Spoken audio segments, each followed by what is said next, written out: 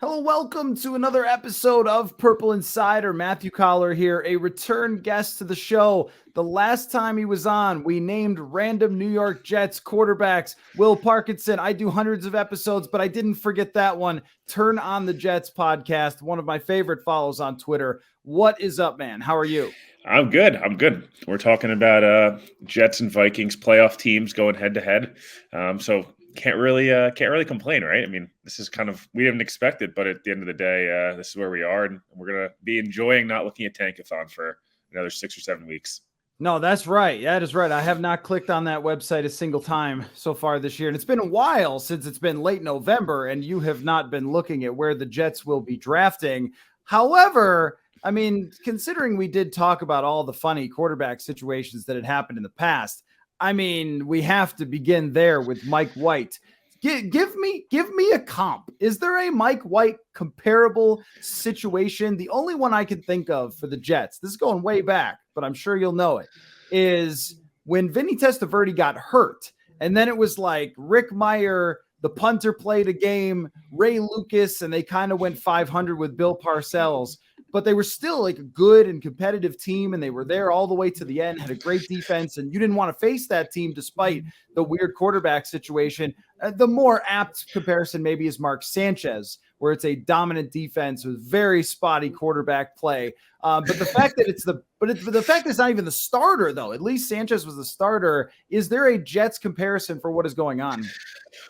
So I get Robert Saleh made this comparison that's an interesting one, and everyone that follows me knows I am not a Russell Wilson person, but he made the comparison to they paid all this money to Matt Flynn. Everything's invested in Matt Flynn, and they draft Russell Wilson into the third round. Mike White was a fifth-round pick, but just for the comparison, dominant defense, dominant running game, really well coached, and Russell Wilson kind of was able to do enough, get the ball into these guys' hands. And I don't hate that comparison just from the aspect of the Jets have all this invested in Zac Wilson. You want to stick with him as long as you can, but there's just a guy that's playing better than him right now. It's better for the team. So that was one comparison I saw. I saw a Mark Brunell comparison of just like a later round guy.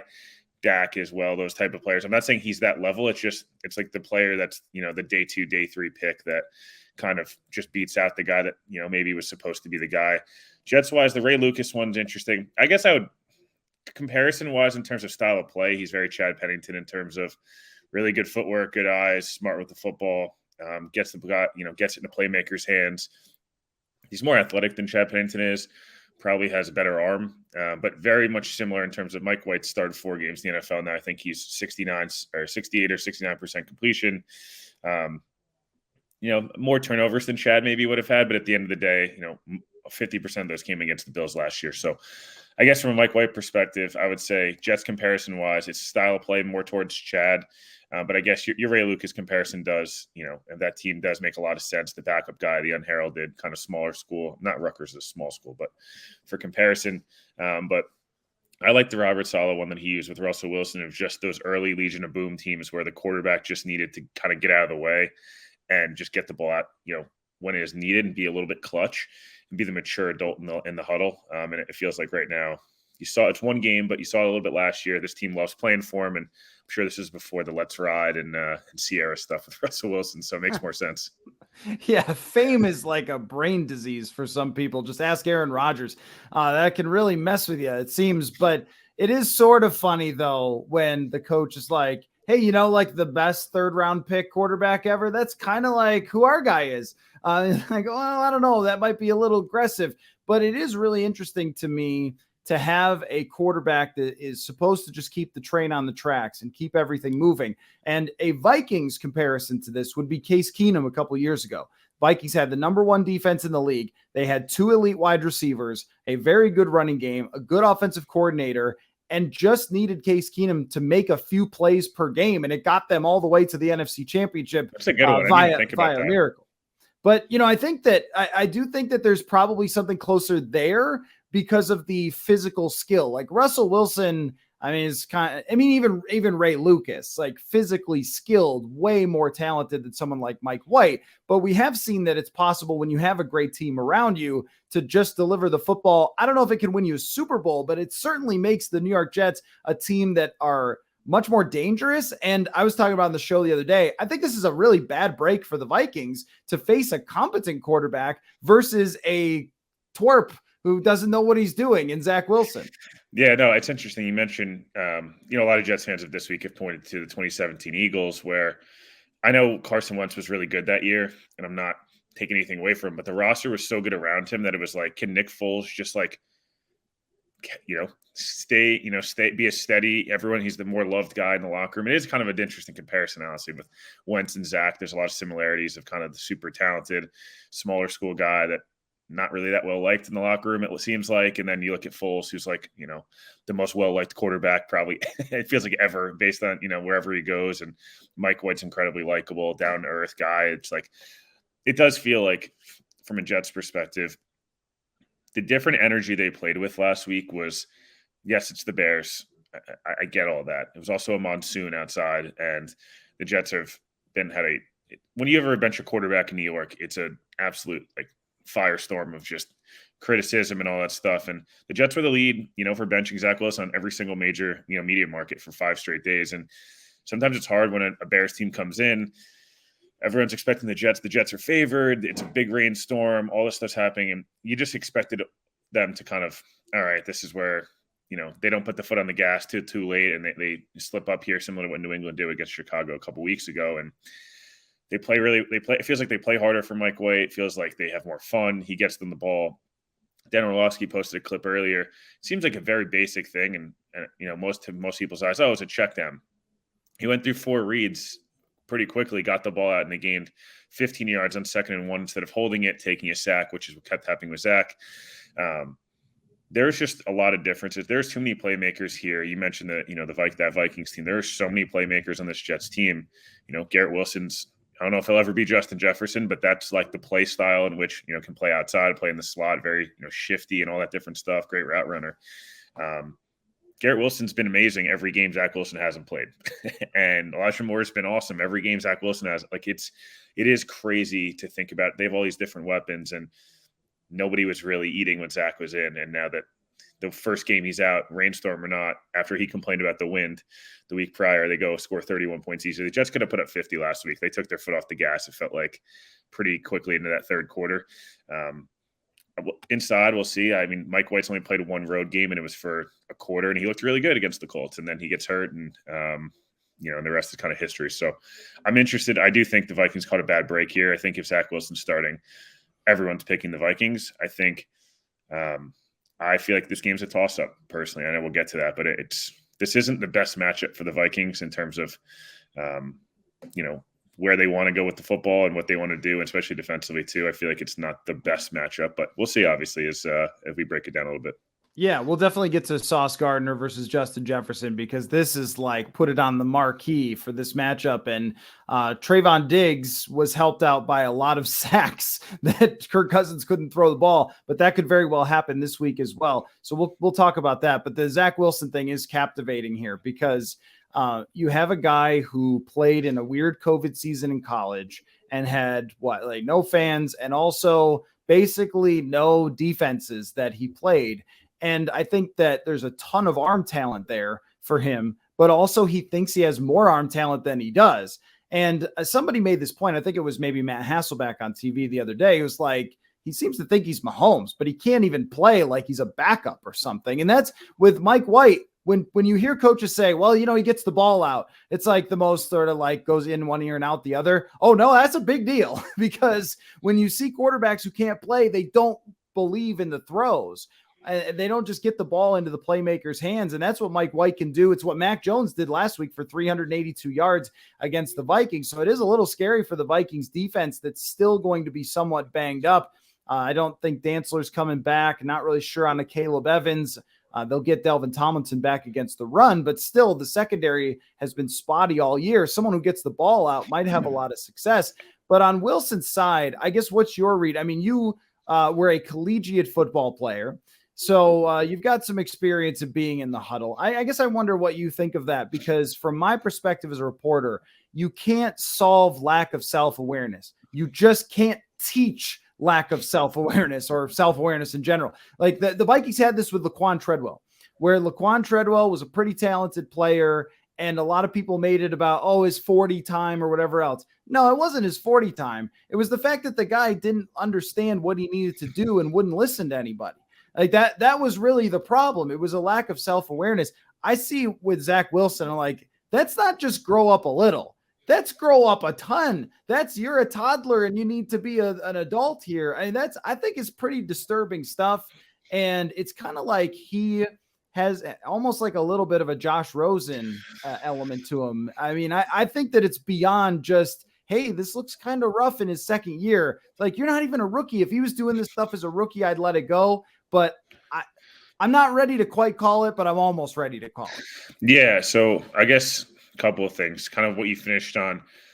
Unless Mike White just absolutely poops himself the next two games, which I just don't foresee that happening. Maybe up in Buffalo, if they get flexed, we'll see. I doubt that game's going to get flexed, but he goes up to Buffalo in bad weather and doesn't play well or something and is only okay against the Vikings. He'll still get, because the two games the Jets have is at Minnesota, at Buffalo. If you're a Jets fan, you're hoping they split that. But then they have Detroit and Jacksonville in a course of 4 days, both at home. So, like, whatever happens, it's a soft landing spot. The Vikings, as you mentioned, their pass defense has been very bad, at least statistically. I think they've been situationally good. Like, the Buffalo game's a perfect example. They got torched, but in the times they needed Patrick Peterson to make a big play, or Harrison Smith and stuff, they still have that star talent that can do it. The Zach thing is tough. I don't think he's playing this year again. I'm not sure if the Jets are winning. Why are they going to make a move there? I guess the argument could be that they were winning somewhat with Zach. They were winning in spite of Zach a majority of the games. The Pittsburgh game is the only game you could really point to where he was a very big driving force and why they won. Even the Miami game, Zach put up decent numbers. He was fine. They still won that game by 30 points, so it's not like he didn't have to do that much. Green Bay, they won in spite of him. Denver, they won in spite of him. So it's hard for me to say like they should put Zach back in there. He's not even active right now. I'm not sure how he's going to fix the things. I think what they're trying to do is protect his value long term. All the stuff came out about the yips and the playbook stuff all came out at the same time. That's not by accident. They're not going to sit there and be like, Zach's not the guy. He sucks. That's just not the way the NFL works. And Robert Saleh is he's done a really good job of learning from mistakes when he's made mistakes at pressers and things like that. Earlier in the year, they asked him about Zac Wilson. Would he be the starter no matter what? He said he's a starter no matter what unless he gets hurt. Obviously, 3 weeks later, he benches Zac Wilson. So this time he's going with the approach of it's day-to-day. Every week will be different. This week's Mike White. If the Jets win or it's even a close game and Mike White plays somewhat decently, he'll be the starter against the Bills, in which now that's, the Jets 3 games in the last 2 years where they've put up 30-plus points to 450 yards.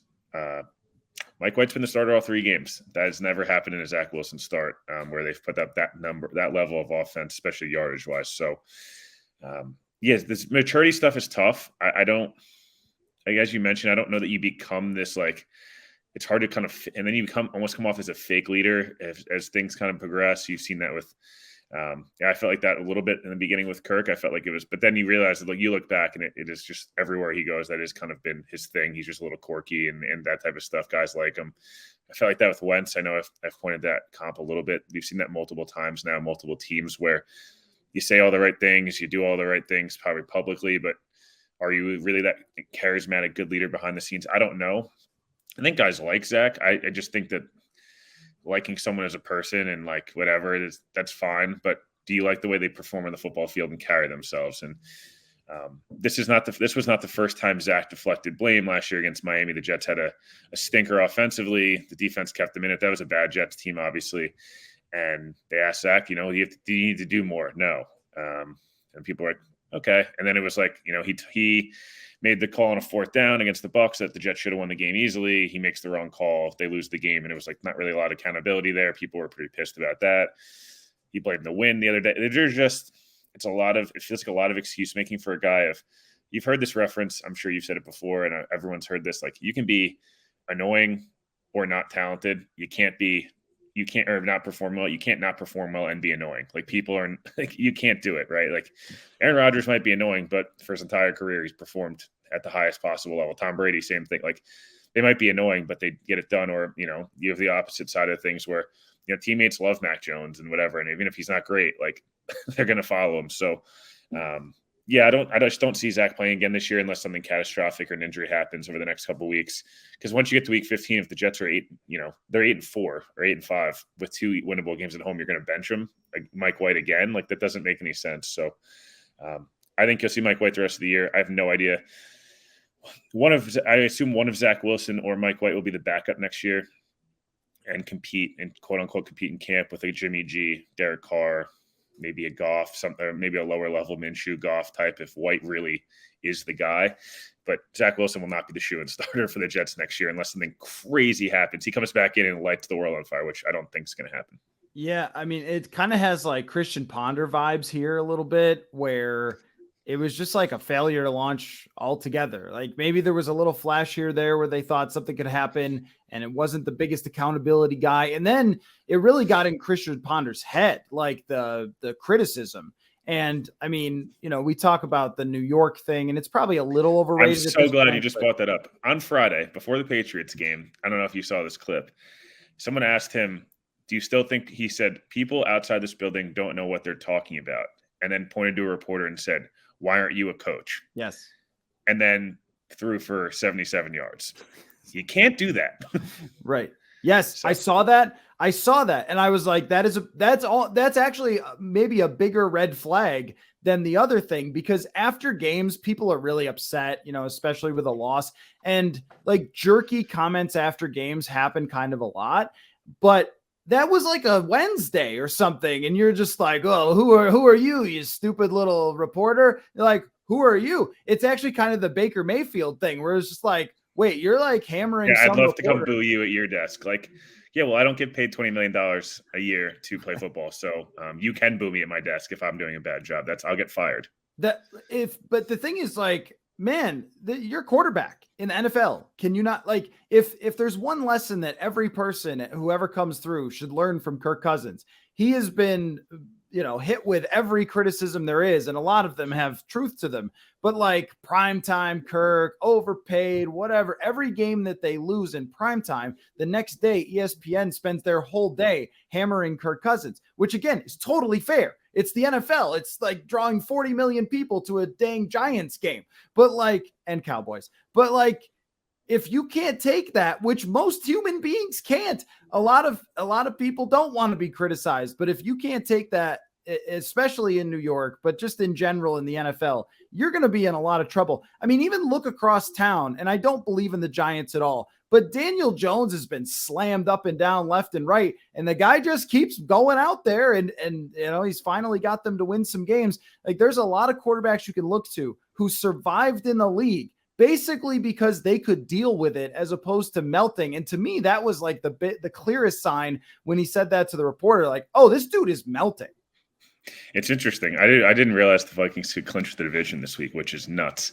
To think about. Yeah, no, look, I agree. It's just, there's such a maturity that quarterback feels so mental to me. We've seen guys, again, everyone's had this argument, and not to sound cliche, but like Tom Brady is talented, but he is not the most talented quarterback ever, obviously. I don't know that Peyton Manning was great because of the fundamentals that he was incredible at, that he was smarter and made decisions with the football. He wouldn't have this. I mean, he was obviously super talented as well. Everyone in the NFL is talented. Like that's the thing that drives you nuts, right? You look at, any sport, baseball, basketball, maybe it's a little bit different, but it's still kind of the similar thing where like, Andrew Wiggins was the most talented guy, just didn't get it for a long time. And now that there's no pressure on him, I don't know if New York's the right place for Zac. We throw out the hypotheticals of, Derek Carr, maybe, Zac gets to compete, somewhere in Vegas or somewhere like that where, yeah, it's the flashy kind of market, but there's not the pressure of New York. New York's every single day. I've joked about this on my show. The worst thing that happened to Zac this summer was all the headlines with the moms and all that stuff. Worst thing that could have happened to him, because he started to play better at the end of the year last year. Wasn't great, but he was improving. You saw a tangible improvement from games 1 through 7 or whatever, 1 through 6 through games, 7 through 13, I guess he started last year. Like, there was a tangible improvement. You felt better about it. And all off season, yes, there was the stuff with the yips and whatever, but you felt like he put on a bunch of muscle. He was working hard. You heard some good quotes from people, some zip on the ball, more command of the huddle, all that stuff. And then right before camp, boom, the story drops, which makes him this celebrity person that everyone, is the MILF hunter and all that stuff. And all that, it was all funny. And it was great for Twitter and it's great for the locker room and stuff. But it puts this pressure on you that now you're in New York and you have a controversy, maybe not controversy, a story about you and women. It's like, this isn't going to go well. And then if you play like crap, it's like, it just adds to this guy's a distraction. Meanwhile, Mike White's getting, he's taking his twins to the doctor on a Tuesday. You know what I mean? Like it's unfortunate sometimes, but these are the things that play into a narrative with quarterbacks. And, Vikings fans know, like the Kirk stuff in Washington was funny. With the, you like that and stuff, but in Minnesota, they're winning football games, and that's why it's a big deal on the plane with the chains, all that stuff. It's not because it's not some shtick that like is funny. It's funny because they're winning and you can enjoy it. Kirk's also playing really well and has put up a lot better numbers throughout his career than most quarterbacks, whether he gets a lot of heat or not. So I agree with you. I just think some guys are made for New York and some aren't. We see it in baseball all the time with the Yankees. Josh Allison's not made for New York, couldn't handle booing. And even if he's at the end of his career, he's a guy that's probably better in Toronto or Minnesota. That happens sometimes. The Jets are a passionate fan base. Anyone with a Twitter handle understands that. But yeah, I just don't think maybe I'm wrong, but as reading the tea leaves, it feels like it's over, which is crazy 20 starts in. Yeah, well, Josh Donaldson was soft here, so guys are the worst. And I try and having grown up in Buffalo, New York, and then come here, I try to sometimes explain it is very different, like how media works. And of course, Buffalo is a small market, but same East Coast sort of mentality. And it's just very different to be an athlete in a place like Minnesota versus a place like New York. And that is the guy not built for it. But who among us has not had a giant controversy with someone else's, your mom's friend or whatever? Like, it's just, it could happen to teammates. No, of course. It's just the self-awareness to know, that stuff's going to come out. And, it was funny again at the time, but then it was like, posting on Instagram, oh, what just happened? And like, yeah, that stuff's funny, but usually that stuff's funnier when you've proven stuff in the NFL. I guess it's the opposite. Sam Darnold had the mono and all that stuff, but Sam was more proven in the NFL than Zach was at the time. And it's tough. He was a very polarizing prospect. I know not everyone in the Jets organization was in love with Zac Wilson. I think some were and some weren't. I don't know if you redo the draft and that tweet that went out that went viral of, the Jets could add Micah Parsons and Jamar Chase. Yeah, obviously, but they also didn't have a quarterback on the roster. So that's not really a relevant tweet. It's a pretty stupid one in reality, but yeah, obviously looking back, you'd feel better if you had Justin Fields right now, even though I'm not convinced fully by Fields either, but at least if you're looking at the Jets with Fields, you're going, this team could win a playoff game. I still think they get in the playoffs. I think they could beat anybody just because of how good the defense is, and the run game and special teams have been generally really good. And they have a lot of weapons, so teams get hot. But they were not winning a playoff game with the way Zach was playing. Likely would not have made the playoffs if Zach continued to play the way he was. 4 touchdowns in 8 or 9 starts is ugly, or 7 or 8 starts. I apologize. I think Zac Wilson is a little bit of a victim of timing with his draft capital, because I remember that the Vikings started that season 1-5. So we started screwing around talking about draft prospects. And I was listening to BYU games on the radio on an app just to because Zac Wilson was so exciting and fun. But I thought he was going to get drafted like 20th or something. I didn't think he was going to be drafted at the top. But you had Patrick Mahomes, and we're talking about playmaking quarterbacks, and here's a guy making all these crazy throws and stuff. And I think that he just had this groundswell and this momentum. And then it was, now you go to the toughest market, everything, and you're way in over your head. And you start pretty much with a bad team from the very beginning with a new coach. And what could get you through that is mental toughness, which he clearly does not have. And I think you made a great point, though, that anybody who's drafted in the first round has the arm and the speed or whatever size to be a first rounder. What usually separates these guys is just the mental stuff. And so the way CJ Stroud handled losing to Michigan the other day, I was super impressed. I thought that he gave a professional level post-game press conference. He didn't blame anybody else. He put it on himself, even though it wasn't his fault at all. I thought he played totally fine, and the defense gave up 17, 50-yard touchdowns or whatever. But I thought that's going to work. Like, so, a lot of it comes down to that. But there are other aspects of this thing. It is just a super captivating No, story. it's a crazy story. It's, we had talked about it. It led every NFL talk, not just my show or not just anybody else that covers the Jets. It was everybody else. He's the second overall pick, and we're talking about 18 months later. He's, he might be done in New York. It's crazy. And you mentioned something about, CJ Stroud, all these guys. I know it's been talked about a million times. When you're the quarterback, you never take any of the credit. It's always your fault. And sometimes it almost buries you. I almost felt like Sam Darnold took too much fault at times with the Jets, where he would blame everything on himself. But at the end of the day, when you do well, which eventually most guys have a moment, Zach's had a moment as well. It's all about you, and it's you. The quarterback gets all the credit, right? Like, it just, I don't know. You look at some of these other prospects, and it is, I wish people would admit when they're wrong on guys. I wasn't super high on Zach, but I kind of talked myself into, okay, this makes sense for the Jets. A lot of people right now were either defended Zach or had him QB1 or QB2 in that draft. They're insufferable right now because they won't admit he's probably wrong. And other guys who didn't like Zach coming out, taking his victory lap, I could do the same thing on a lot of guys. But unfortunately, the draft's a crapshoot. These teams know it.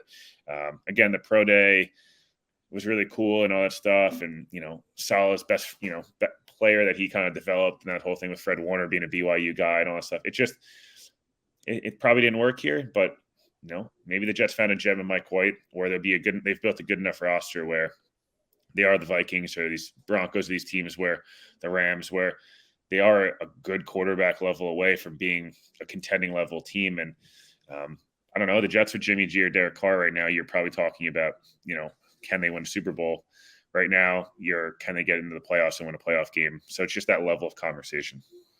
Yeah, I think you make a great point with you really don't know. And it's a great fraud detector when someone acts like they know, like on Twitter or something.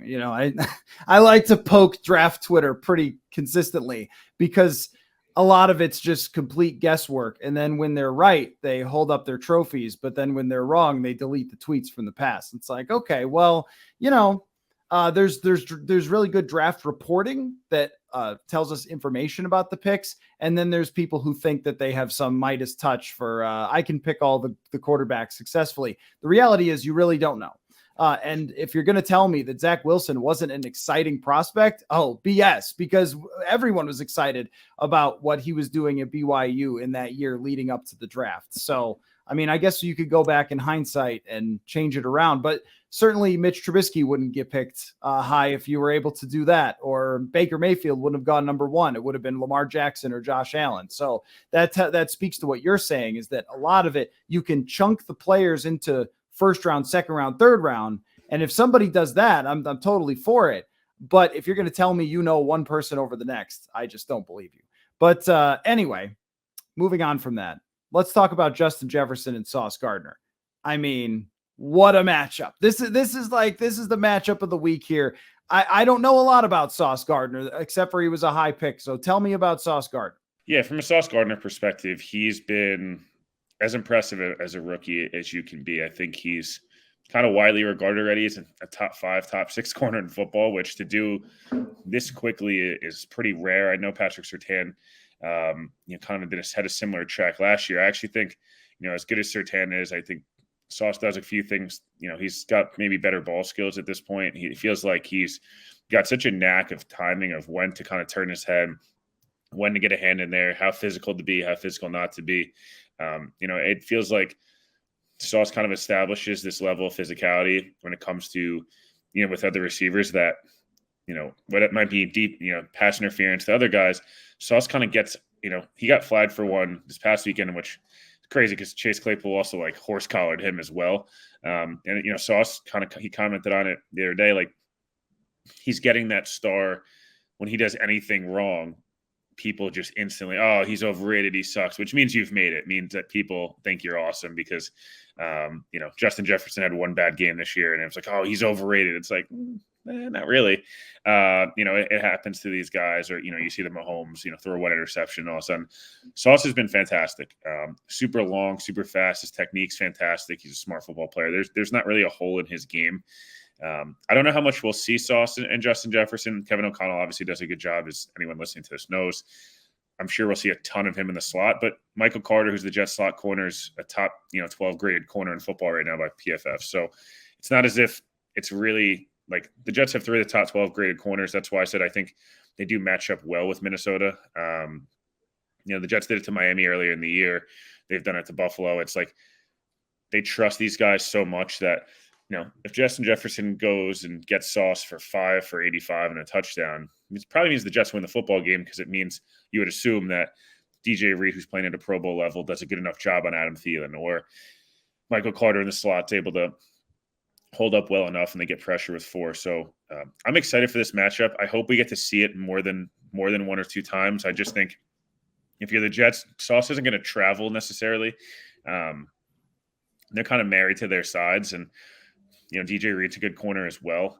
We saw them both do well on Stephon Diggs. That he probably had one of his worst games, of the year. He had one early play on Sauce, and they kind of, when he tried to come back to him, and they got him. So I'm sure Kevin O'Connell's going to move Justin Jefferson around. I'm sure he's going to kind of create matchups. You don't want to obviously get your best guy doubled and tripled. But this is a pretty heavyweight matchup of receivers and corners. It's a really good receiver room, and it's probably the best corner room in football. So the fact that Sauce is this good this early, as I mentioned, and DJ Reed, who was a really good player last year, I'm really surprised that Seattle didn't pay him. I know Tariq Woolen's worked out, but you could have had both. You didn't have to choose. He's been fantastic. And again, Michael Carter, who's a great find for the Jets, on day 3 a year ago, they've been really good. They probably had their worst game of the year last week against the Bears, and they still gave up 10 points as a defense. So it's not as if their bad games are not bad. But as I mentioned, Sauce is really good. And we'll be interested to see how they match up. Justin Jefferson, super long. He's a really good route runner. Sauce, super long player. Crazy long arms and stuff like that, just the makeup speed. So it'll be a good matchup. I think JJ is better right now probably than anybody in the sport at his position, but Sauce is damn close to his as well. Well, I think too, for Vikings fans, their biggest concern is probably also Robert Saleh, who the last time they saw him, it went very badly in San Francisco in 2019. And for some reason, Saleh didn't get a head coaching job after that. I think it took another year for him to get the Jets job. It was like, really? I think that this guy knows what he's doing. But the concern in San Francisco in 2019, guess what happened? The Vikings offensive line couldn't hold up against the defensive line, and they shut down the run and so forth. And that's been the formula to beat the Vikings literally since day 1 of Kirk Cousins getting here. And that maintains. I mean, last week they were able to slow down the New England rush a little bit and win the game. But against Dallas, they got sacked 7 times. And that can happen against a great defensive line. I look at the New York Jets, and it feels like it starts there. I mean, the corners are terrific. But when a team has every corner playing well all at the same time, I do wonder, okay, is this team really getting after the quarterback? Because, when you see teams that don't pressure the quarterback, a lot of times it impacts those corners and their PFF grades and everything else. So the defensive line, I look at it as a huge mismatch in the favor of the New York Jets here. Yeah, if Christian Darrisaw doesn't play, which it's hard to tell right now. Obviously, it's concussion, I believe, right? So we won't really know until Thursday, Friday. The Vikings I would think will be in trouble. Carl Lawson's been quiet of late, but has been productive, and he's actually been really good against the run. So John Franklin Myers was a menace last week. He's another good player. Both those guys are more, they're both kind of 8 to 10 sack a year guys, but really good against the run as well. Very multiple in the way they can play. Bryce Huff is a guy that he's got 3.5 sacks. I mean, which doesn't sound like a lot. He was inactive the first 3 weeks, and he strictly rushes on 3rd down. So he's getting pressure. When the Jets pressure rate's like near 50% when he's on the field, which is ridiculous. He's an explosive player. Last week, he's the guy who injured Josh Allen a couple weeks ago. He had a massive sack in the week prior. This past week, he had a sack again against New England. He's been on a bit of a tear here. And when they light guys up on 3rd down, if the Jets can stay in 3rd and 4 plus, the Vikings, any team is going to be in trouble against the Jets. They've done it to every team this year. I think they had 12 sacks in the 2 games against the Patriots, which is a quick passing offense. So just to give perspective on like what type of, and Quinn Williams is playing at an all-pro level. I mean, he's, I think at 8.5 sacks, he's a guy that, every week there's 2 or 3 plays he makes. The green, he's the defensive player of the month, I believe, in October. He's super talented. It's kind of all come together for him. I'm interested if Sheldon Rankins comes back this week. The pass rush has been at its best when they get Rankins on early downs. Then they'll kick JFM, John Franklin Myers, inside, who's more of a bigger 3-tech, and then he'll kick inside, and then they'll bring in Jermaine Johnson or Bryce Huff. Jermaine Johnson, a rookie, who's played nicely as well. There's just a lot of depth. Vinny Curry is like the 12th guy on this defensive line, which is crazy, and Michael Clemens, a guy who's as scary of presence as you'll see. His nickname Debo and the whole thing. So their defensive line's really, really good. I tweeted out earlier, I think if you're the Jets, you have to, kind of approach this the way, Philly and Dallas did against the Vikings, and just beat up the offensive line, get to Kirk early, speed up his clock. And then, those deep, long crossers, that play action stuff they like to hit JJ on. It's just, he might be there and he might be open, but, you force Kirk into 1 or 2 of those bad decisions. I really think this game will come down to, can the Jets defense limit Thielen, Cook, Hawkinson, those guys where, I feel like when the Vikings are at their best, and you can tell me if I'm wrong, yes, the huge 12-catch, 200-yard JJ game is great, but if he's at 8 catches, Thielen's at 5, Hawkinson's at 4 or 5, Dalvin Cook's up around 100 yards, the offense is working at, a whole different level. If you can make the Vikings one-dimensional from a Jets perspective and just trust your guys at least to contain him somewhat, I think you feel really good. But yeah, the defense, Darrisaw's health is paramount. I feel like it's paramount. There was a couple of plays that got tweeted out earlier where it's not great if he's not playing. And any team would be. If you're down to your starting tackles, it's not ideal in the NFL, especially without a mobile quote unquote quarterback. Yeah, but this team is playing a guy who's essentially never played in the NFL before. So I mean, it's not great. And what they did against New England was they just moved the pocket all the time. I mean, they were just running. I'm sure you've watched some of it back enough to see like the play actions, bootlegs. And I wrote about how they did that just even for today's article. Like they ran play action after play action after play action. And that's the only shot you have to get those deep crossers. But one of the problems with New England was they often chase the run. What we've seen some teams do in the past is just go after Kirk regardless. Like, you know what? If you hand off to Dalvin Cook, go ahead. We'll just tackle him 5-7 yards down the field. But we are going to blow up those play actions. And Saleh knows, he knows the weaknesses of Kirk Cousins and of this offense. So I think that matchup should be really scary for the Vikings and is a great battle really between an offensive mind in Kevin O'Connell, who impressed everyone by adapting last week and making big changes in just a couple days coming off the Dallas game. And then Robert Saleh, who is just got a great history now of coaching these awesome defenses. So I have a quick, now, I had the quarterback trivia for you before, so I've got another one prepared. But before we get to that, who do you think wins this football contest between two football teams on a football field?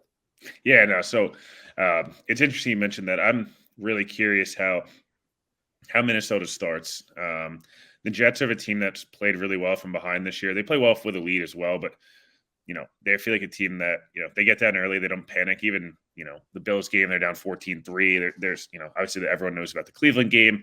Even early on in the Green Bay game, they didn't start great. Again, they started really well with Mike White. So it could be more of a Zac Wilson thing. It's hard to really tell there. It's, time will tell from an Evans perspective, but it feels like Minnesota's they're either going to win a close game or the 2 games they've gotten kind of smoked and it's been over pretty quickly. It's like, at least it's just from an outside point of view, watching them, feels like when they start pretty quickly, like they'll be in the game and they'll give themselves a chance. Obviously the Buffalo game's a little different.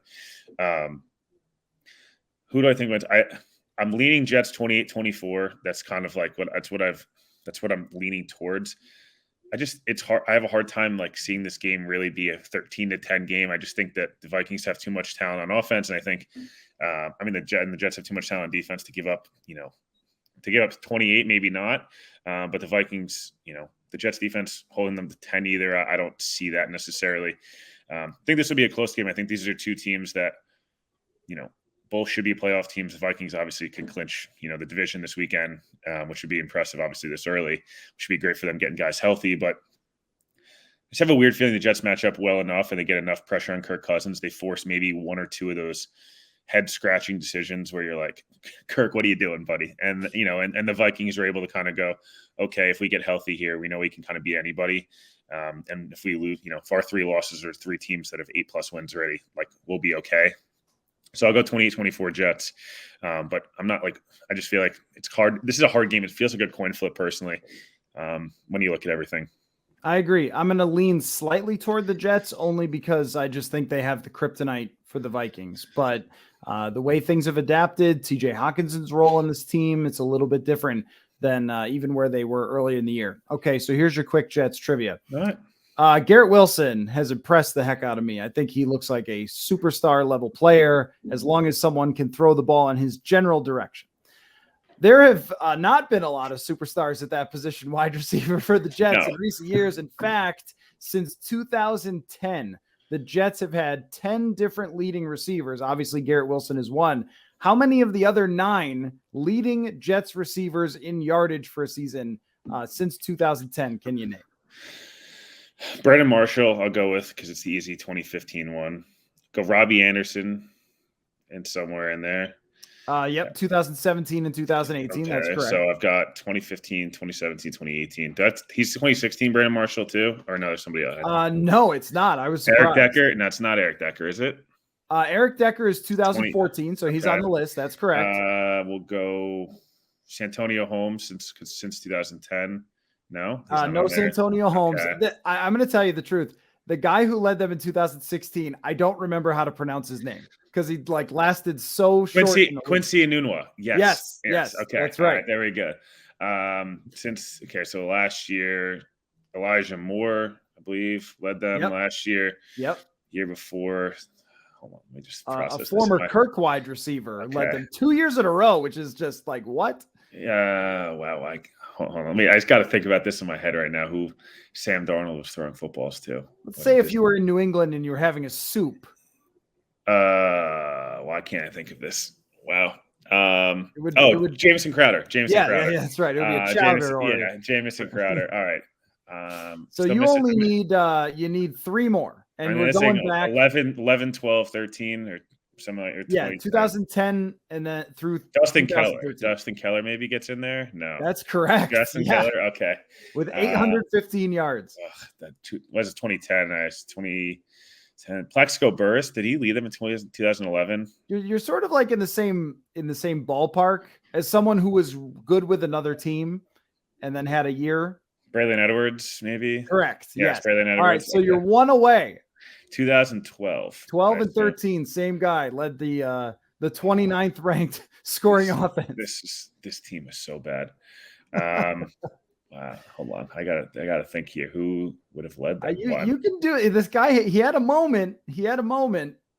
Let's see. The opposite of what your hair is. This guy's hair would be yours is straight. His is Jeremy Curley. Dude, what a disaster that team was. 2013 Jets. Awful. Well, the Vikings, they've just had Randy Moss, Chris Carter, Stephon Diggs, Justin Jefferson. I thought your 2 trivia questions either were going to be Jets 1,200 plus yard receivers, which there's only 5 of ever in the franchise history, or who was the last Jet to go over 1,000 yards, which was Brandon Marshall. Yeah. The other answer to that trivia question is Brandon Marshall, Lavernius Coles, Don Maynard, and I think that's it. Maybe Keyshawn once. That's it, which is their whole franchise.